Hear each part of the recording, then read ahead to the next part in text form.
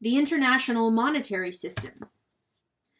Wealth may be transferred from country to country in the form of goods and services, but by far the greatest transfers are made in the form of money. Just as a stable monetary unit facilitates economic activity within a country, so international economic activity is facilitated when there are stable relationships between one country's currency and another's. It is not simply a question of the ease or difficulty of converting dollars into yen or euros at a given moment. A far more important question is whether an investment made in the United States, Japan, or France today will be repaid a decade or more from now in money of the same purchasing power. When currencies fluctuate relative to one another, anyone who engages in any international transactions becomes a speculator. Even an American tourist who buys souvenirs in Mexico will have to wait until the credit card bill arrives to discover how much the item they paid 30 pesos for will cost them in US dollars. It can turn out to be either more or less than they thought. Where millions of dollars are invested overseas, the stability of the various currencies is urgently important. It is important not simply to those whose money is directly involved. It is important in maintaining the flows of trade and investment which affect the material well-being of the general public in the countries concerned. During the era of the gold standard, which began to break down during the First World War and ended during the Great Depression of the 1930s, various nations made their national currencies equivalent to a given amount of gold. An American dollar, for example, could always be exchanged for a fixed amount of gold from the U.S. government.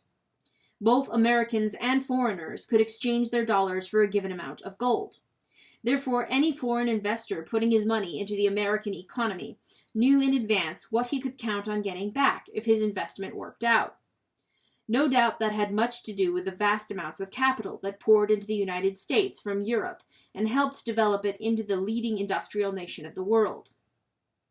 Other nations, which made their currency redeemable in fixed amounts of gold, likewise made their economies safer places for both domestic and foreign investors. Moreover, their currencies were also automatically fixed relative to the dollar and other currencies from other countries that used the gold standard. As Nobel Prize-winning monetary economist Robert Mundell put it, currencies were just names for particular weights of gold. During that era, famed financier J.P. Morgan could say, "Money is gold and nothing else."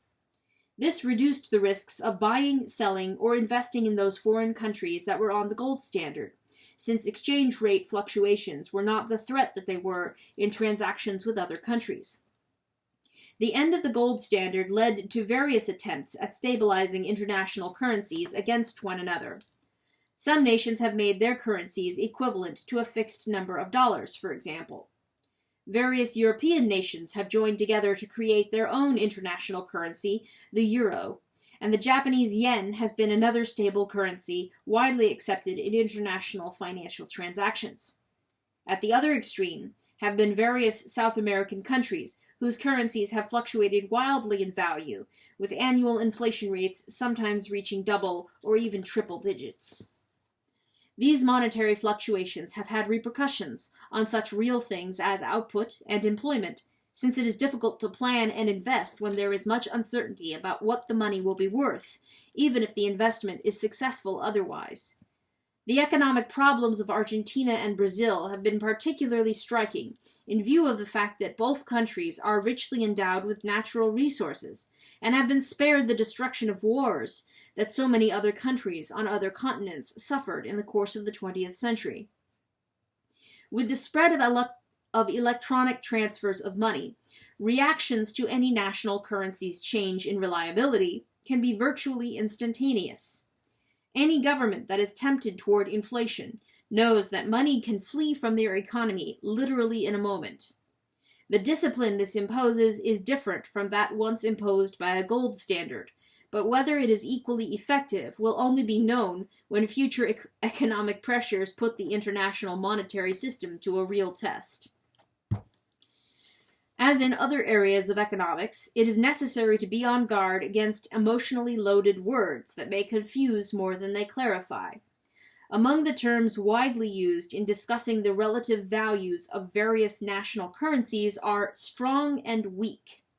Thus, when the euro was first introduced as a monetary unit in the European Union countries, its value fell from $1.18 to 83 cents, and it was said to be weakening relative to the dollar.